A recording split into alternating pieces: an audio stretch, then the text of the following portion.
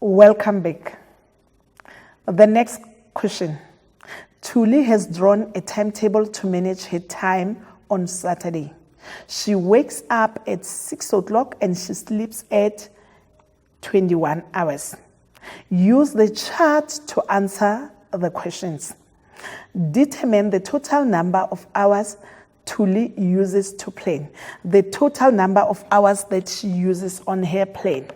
Let us calculate together. For you to calculate, we are going to subtract 6 hours from 21 hours. Then we can be able to find the total number of hours. So we can simply say 21 hours and then we subtract 6 hours. Let us press our calculator. Remember, if it is 6 hours, you press the 6 as a number. Then we can have 21, subtract 6, then we have 15 hours. So we say determine the total number of hours. So we say she has 15 hours that she uses in her plan. So we've answered question number 1. Let us continue with the next question. Thuli has drawn a timetable to manage her time. On Saturday, she wakes up at 6 and sleeps at 9 o'clock. It's still the same question we are carrying over, but we continue with new questions. How many hours will Thuli spend on watching the television? For you to calculate the number of hours that she spent watching the television, you need to identify the slice which represents the television. I hope you can see that this is the slice representing the television, which is 20%. So now we are having 20%, which should be represented as 20 divided by 100. But because this is a follow-up question, we need the time which was calculated previously. Remember, the total time is 15 hours. Therefore, to calculate this, we are going to say 20 divided by 100 multiplied by 15 hours that Thuli has used to plan.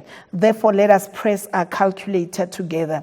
We will have 20 divided by 100 multiplied by 15. So now the answer we get is 3 hours. So we are saying Thuli will spend 3 hours watching the television according to her plan. So let us move to the next question. Thuli has drawn a timetable to manage her time on Saturday. Again, it is still the same context. Even if I don't read the context again, I think now you are familiar with your context. The question is, how many hours did she spend on breakfast? If she is planning to divide the time for breakfast, lunch, and supper equally. Now, let us have a look at these explanations, the keys on the left-hand side. Basically, when we talk about the lunch, we are referring to the meals. So now the total time that she will spend on meals is 13%. So can we calculate the actual time that will be spent on the meals? The total time will then be 13 divided by 100. Remember, I said we express percentage as a fraction. And then we multiply this by the total time, which is 15 hours. Then let us press the calculator together. We are having 13 divided by 100 multiplied by 15. So the time will then be 1,95 hours. Take note, you don't have to round off your hours, because once you round it off, you affect the accuracy, you affect the number of minutes which she took. So now, this is the total time spent on meals. Now we need the time which will be taken for breakfast only. And take note that it is mentioned that she's planning to divide her time equally between the breakfast, lunch, and supper. So now we are going to, because we are having 3 meals, we are going to divide the time that she is having by 3. So when we divide the time by 3, you can press the calculator with me. When we divide the time by 3, we are then going to have 0.65 hours. So this is the time that she will use on the breakfast. In terms of the conversion from hours to minutes, we will do that when we do the section on time. For now, we calculate time as it is and leave it as it is. You don't have to round it off. The time that she will spend on each meal is 0.65. Therefore, she will spend 0.65 hours on breakfast as well. So that is your answer. Now, let us go to the practice questions and let us apply what you have just learned. Okay, the first question.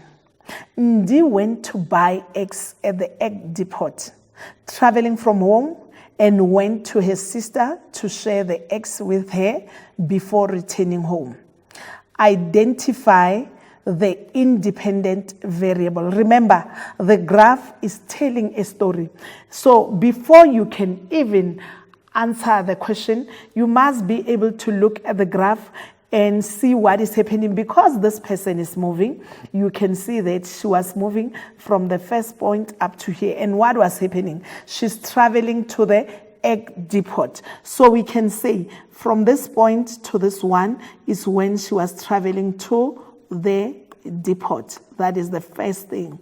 And secondly, when she is there, she was buying the eggs. So you can see that the time is not moving here. It is still the same. It is constant. So when it is constant, when it is not changing, I can say the time is the same, but the distance was not changing. So because the distance was not changing, that is the time when she was buying eggs. So because she's buying eggs here, and what is happening? Later on, she traveled to her sister. So I hope you can see from here up to here, there is a movement, and then she's traveling to her sister. So now this is the time when she was traveling to her sister, and then from there, she spent some time at her sister's place. That's when she was with her sister here.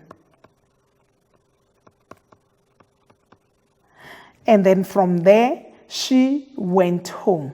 So now you can see that as the graph goes back, it indicates that she went home. But she did not end up at home. After home, she went somewhere. So that's why you can see that the graph is also extending to show that after she reached home, she went somewhere. Let us go for an ad break. I will see you right after the break.